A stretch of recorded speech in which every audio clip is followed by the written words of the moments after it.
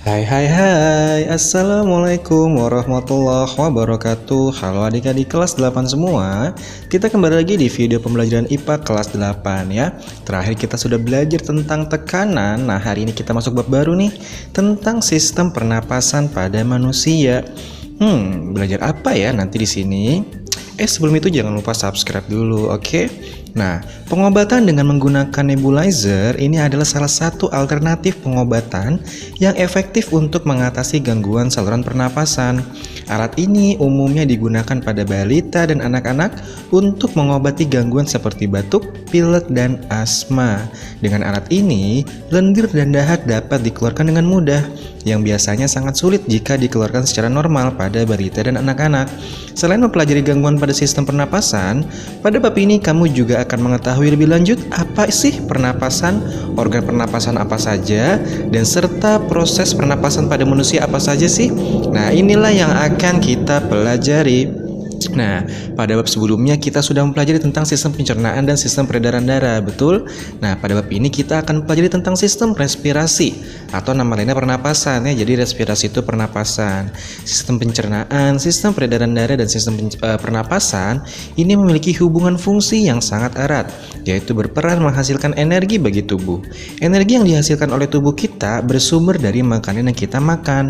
Setelah mengalami proses pencernaan, sari-sari makanan diserap oleh tubuh dan diedarkan oleh darah ke seluruh sel tubuh. Lalu, bagaimanakah zat-zat makanan ini dapat diubah oleh tubuh menjadi sumber tenaga dan pembangun tubuh? Nah, disinilah sistem pernapasan akan bekerja untuk mengubah zat makanan menjadi energi. Di dalam sel tubuh, terjadi pengubahan zat makanan menjadi energi dengan menggunakan oksigen yang disebut dengan proses oksidasi. Prosesnya seperti ini. Makanan yang kita cerna, kalau ditambah dengan oksigen, maka akan menghasilkan yang namanya energi plus produk sisa, yaitu CO2 atau karbon dioksida. Jadi selama proses oksidasi, oksigen akan bereaksi dengan makanan yang kita makan, kemudian akan dilepaskan energi dan karbon dioksida sebagai zat sisa. Agar dapat menghimpun dan menyerap oksigen dari lingkungannya, setiap makhluk hidup pasti termasuk manusia memiliki organ-organ pernapasan yang membentuk sistem pernapasan. Nah, apa saja ya organ pernapasan itu? Pertama kita coba belajar ya struktur dan fungsi sistem pernapasan. Sistem pernapasan pada manusia dibangun oleh serangkaian organ pernapasan berupa saluran panjang yang berakhir pada sepasang paru-paru. Nah, paru-paru ini adalah bagian utama dari sistem pernapasan, yaitu tempat berlangsungnya pertukaran udara, yaitu gas oksigen dan karbon dioksida. Pada sebab ini kita akan membahas tentang organ-organ yang menyusun sistem pernapasan, mekanisme pernapasan, proses pertukaran gas di alveoli, dan kapasitas paru-paru untuk memuat oksigen. Nah, pertama, organ pernapasan. Ada apa saja sih organ pernapasan?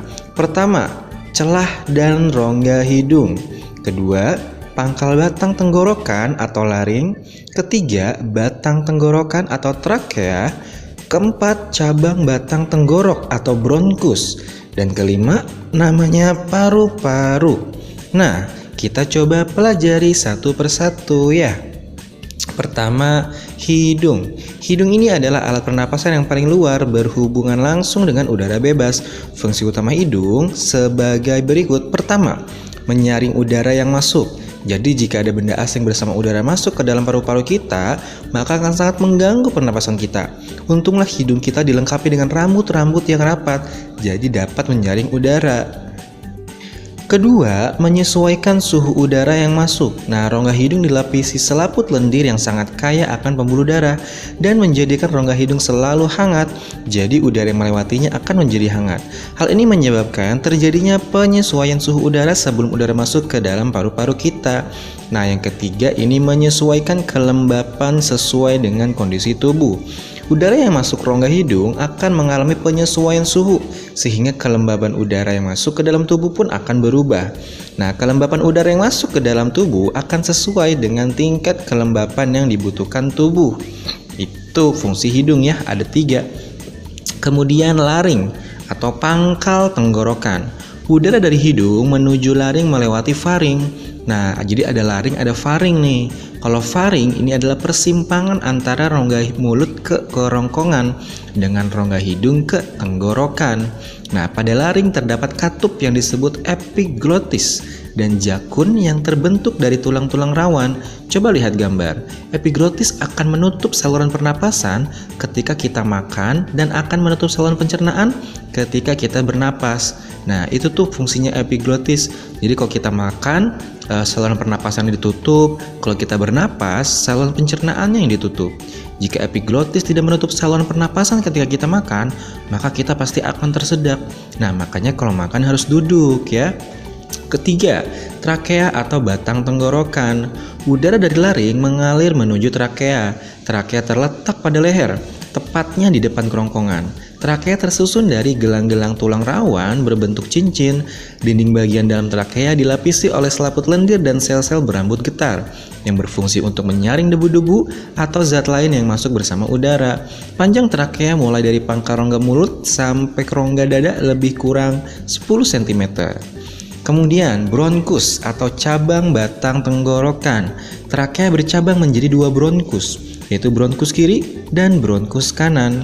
Nah, bronkus kiri menuju paru-paru kiri dan bronkus kanan menuju paru-paru kanan. Struktur bronkus sama dengan penyusun trakea. Cabang bronkus disebut dengan bronkiolus. Bronkus kanan bercabang 3 bronkiolus dan bronkus kiri bercabang 2 bronkiolus. Pada bronkiolus tidak terdapat tulang rawan, hanya sel-sel otot polos. Pada ujung akhir percabangan, bronkiolus terdapat gelembung-gelembung udara atau kantong-kantong kecil. Nah, inilah yang disebut dengan alveolus. Ya, coba kalau kamu lihat gambar, nah itulah yang disebut dengan alveolus. Oke, lanjut ya. Baru yang terakhir adalah paru-paru. Paru-paru kita ada sepasang loh, ada paru-paru kanan, ada paru-paru kiri. Nah, bentuk paru-paru seperti kerucut. Bagian permukaan luarnya berdekatan dengan tulang iga dan bagian dalamnya berdekatan dengan tulang belakang. Paru-paru terletak di dalam rongga dada di atas diafragma. Nah, diafragma ini adalah sekat rongga badan yang membatasi antara rongga dada di bagian atas dengan rongga perut di bagian bawah. Paru-paru diselubungi oleh selaput tipis yang disebut pleutra. Di antara paru-paru dan rongga dada terdapat suatu rongga sempit yang berisi cairan. Cairan ini berfungsi untuk melindungi paru-paru dari gesekan saat mengembang dan mengempis. Paru-paru terbagi atas beberapa gelambir atau lobus. Nah, paru-paru kanan terbagi dari 3 lobus, sedangkan paru-paru kiri terbagi jadi 2 lobus. Setiap lobus ini tersusun dari belahan yang lebih kecil yang disebut dengan lobula. Ke dalam setiap lobula masuk pipa bronkioli ya, atau tunggalnya bronkiolus. Nah, bronkioli ini terus bercabang membentuk percabangan yang lebih kecil dan tipis. Percabangan bronkioli atau bronkiolus berakhir pada kantong-kantong kecil yang disebut dengan alveoli, atau kalau masing-masingnya disebut dengan alveolus gitu ya. Jadi kalau keseluruhan namanya bronkiolus. Kalau satu-satu namanya bronkiolus, tapi kalau keseluruhan namanya bronkioli. Begitu pun dengan alveolus. Kalau satu-satu namanya alveolus, kalau keseluruhan namanya alveoli. Oke? Nah, alveolus ini memiliki dinding tipis dan dipenuhi oleh kapiler darah ya. Jadi cadel nih ngomongnya. Nah, melalui dinding alveolus inilah berlangsung proses pertukaran udara yang terdapat dalam alveolus dan yang terkandung dalam darah. Gas oksigen berdifusi masuk ke dalam sel darah merah, sedangkan sel darah merah melepaskan gas CO2 dan uap air ke alveolus yang kemudian dikeluarkan melalui saluran pernapasan yaitu hidung. Nah, gas oksigen diikat oleh hemoglobin yang terdapat dalam sel darah merah kemudian diedarkan ke seluruh tubuh. Nah, begitulah ya bagian-bagian organ pernapasan ya. Next, kita akan pelajari tentang mekanisme pernapasan. Bagaimana mekanismenya?